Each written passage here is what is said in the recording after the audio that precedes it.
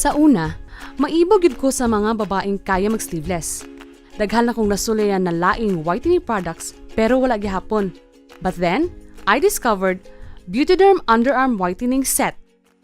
Sa buntag, I washed my underarms gamit ang Beautederm Ultralight Soap. Naa ni alga white, glutathione, and collagen na maka-exfoliate o makaputi. After mauga, I used the Beautederm Underarm Whitening Toner.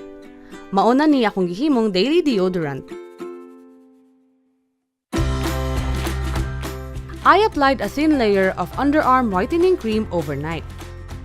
Para sa naay darker underarms, use the Beautederm Underarm Peeling Cream for 7 nights.